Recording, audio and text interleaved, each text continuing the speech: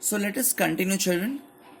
Transportation and deposition by river. Now transportation and deposition by river. If the river is been flowing and once the flow of the river is getting reduced, so something is going to happen with the flow of river. What is the result of that?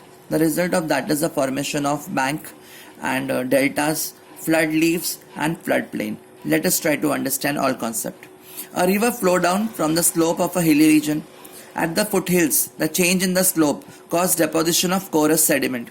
So children, what is happening when the water is coming from height, from the mountain toward the surface because of gravity?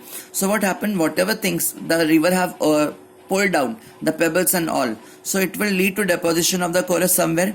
As its deposition is in triangular shape, it results in the formation of alluvial fan. Now what are alluvial fan, children? See here, the picture has been given. So the water has flown from this height toward the surface, and because of that this triangular pattern is being formed. Now this pattern is being called as what? Alluvial fan, because it looks like fan. Got it? So that is what we call it as alluvial fan. It's only because of the design which has been formed. From the greater height the water has been flowing and all the deposition work is being done here, and which resulted in the formation of alluvial fan. As the steepness of the slope decreases and the transport capacity of the river reduces. See, when the steepness is reduced, automatically what happens, the speed of the river will also get reduced. So sometimes what happens, the river is not able to decide the way.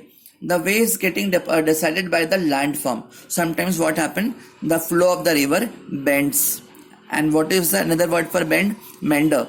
The river, the flow of the river meander, and because of that what has been formed, meandering of river has been formed. See, like this, it has been formed and it has been changed according to the flow of the surface. So this is how the river water gets flowed or changed. This is what we call as meandering of a river, and it happens because of the reduced speed of the river and because of the obstacle caused in the way. By the time the river reaches the sea, its riverbeds become very wide and the speed becomes very slow. The sediments of the river get deposited in the bank bed and on its bank. The factor that determines the deposition of the sediments and the length of the rivers are the volume of water, as we have already seen, that it is depending on the volume of the water, amount of sediment which the river has brought along with them, the slope of the river and the earth surface. Thus landforms like flood leaves, floodplain and deltas are formed because of the deposition of sediment. In this diagram we are able to see the floodplains. These are the floodplains. If the river is flowing like this, the heighted portion will be called as flood leaves and the plains are called as floodplain. Am I clear, children? When the river is getting flooded, what happens? The water comes out and it floods the surrounding area. This area has been called as floodplain and this has been called as flood leaves. Flood leaves help to protect the flood of river. Flood occurs only because of the excess of water, when the volume of water gets increased. Am I clear, children? This diagram is very, very important. It could be asked in your exam. So children, for today this much is okay, I think. So stay home, stay safe.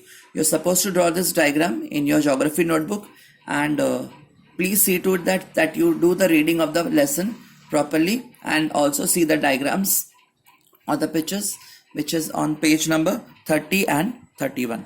Thank you for today. Stay home, stay safe.